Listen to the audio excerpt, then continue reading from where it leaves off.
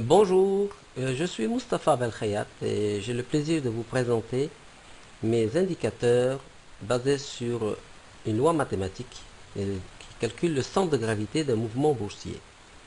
Nous avons devant nous le graphique des bons de trésor américains, les T-bonds, à 30 ans, en quotidien.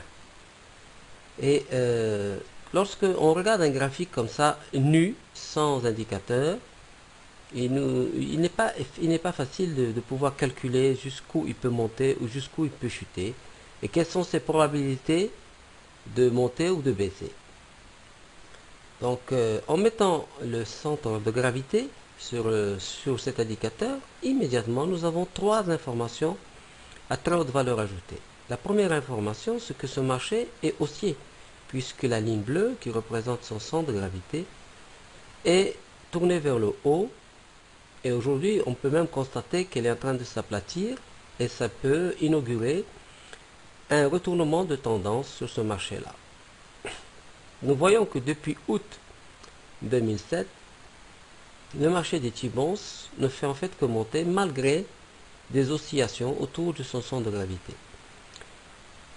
Le centre de gravité est composé de la ligne bleue et aussi de ces lignes-là, de ces bandes qui lui sont parallèles et qui sont des écarts types de la proportion du nombre d'or 1,618.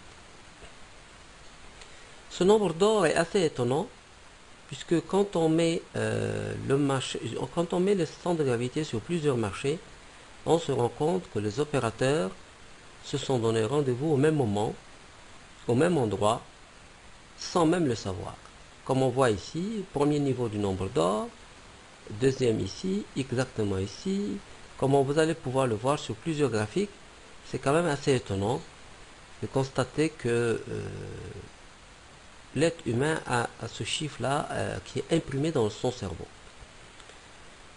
La deuxième information qui est intéressante, c'est de voir qu'à partir du centre de gravité, on a un marché qui s'éloigne comme un élastique. Et quand il arrive dans cette zone-là, on a de fortes probabilités pour que le marché revienne vers le centre de gravité. De même que lorsque le marché entre dans la zone verte, ici, comme ici, comme ici, comme là, on a de fortes probabilités qu'il aille vers son centre de gravité. Et la troisième information, c'est que lorsqu'on est en dessous du centre de gravité, on sait qu'on peut acheter. La probabilité pour que le marché revienne, elle est plus importante. De même que lorsqu'on est ici, on est en haut du centre de gravité, il est recommandé plus de vendre que de chercher à acheter. Ce centre de gravité est calculé de manière dynamique, c'est-à-dire qu'à chaque bougie, il va tout se recalcule pour pouvoir coller vraiment à la tendance du marché. Je dirais, pour simplifier les choses, que un marché financier contient deux formes de mouvements possibles. Ou bien il y a un marché de tendance, ou il y a un marché de correction.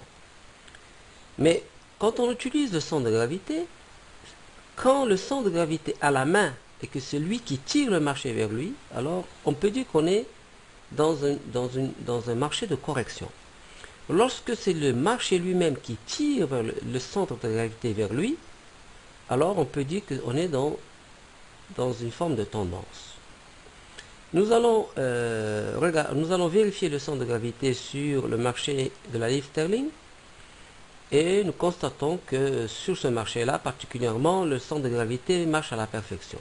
Nous avons ici un très fort signal d'achat. Nous venons rebondir sur le centre de gravité pour ensuite aller dans la zone de surachat ici et qu'il y a ici un fort signal de vente. Et constate que ici et là, à ce niveau-là, le nombre d'or marche à la perfection. De même qu'ici.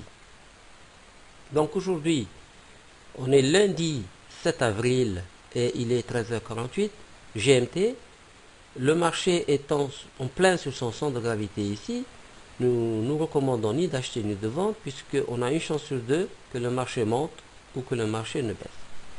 Nous allons vérifier une dernière fois sur le marché des S&P 500, l'indice boursier américain.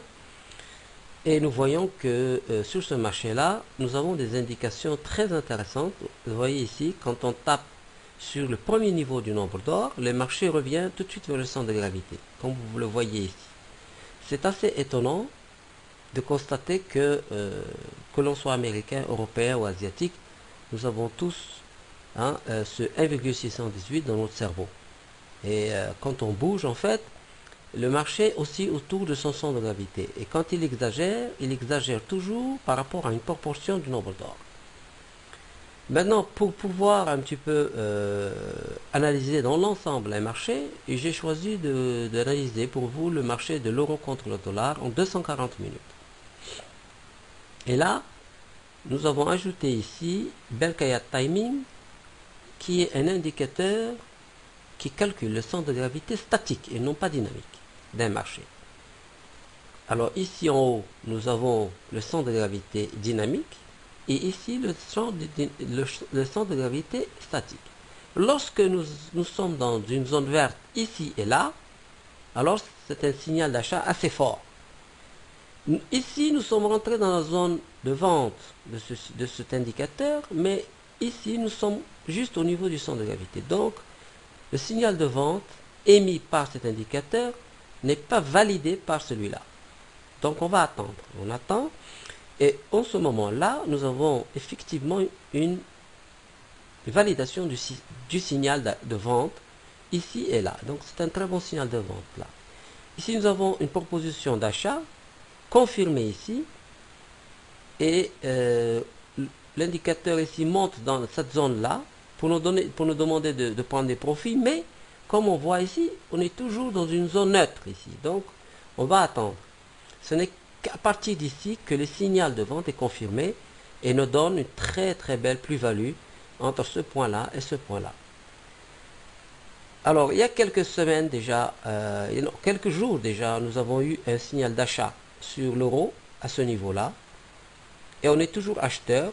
Et au ce jour-là, il ne faut rien faire. Pourquoi? Parce que cet indicateur-là nous donne 3 zones de décision. La zone de décision qui est constituée par la zone grise foncée, celle-là, c'est une zone neutre. Quand le marché est ici, il ne faut rien faire, ni acheter ni vendre. Et en général, c'est entre 65 et 70% du temps. C'est pour ça qu'il ne faut pas toujours chercher à entrer sur le marché. Cet indicateur va vous permettre de rester à l'écart du marché. Vous n'allez rentrer dans le marché que si vous voyez cet indicateur soit dans cette zone-là, soit dans cette zone-là. Mais le mieux, ce serait qu'il casse ces zones rouges en haut et ces zones vertes par le bas. Et là, ça donne une forte probabilité d'avoir raison de rentrer ici à la vente et ici à l'achat. Alors cet indicateur doit être toujours lu avec cet indicateur de centre de gravité dynamique, de manière à pouvoir optimiser les repères que nous avons sur le marché.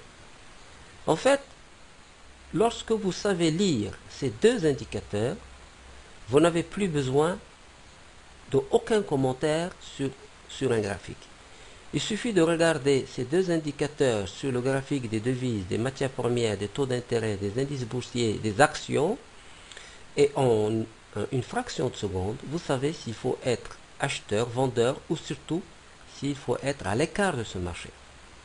Donc c'est pour ça que j'ai décidé d'expliquer une fois pour toutes le fonctionnement, et ensuite je ne vais faire que publier des graphiques des différents marchés, et vous allez vous rendre compte que vous allez avoir une visibilité assez intéressante chaque jour sur les marchés internationaux.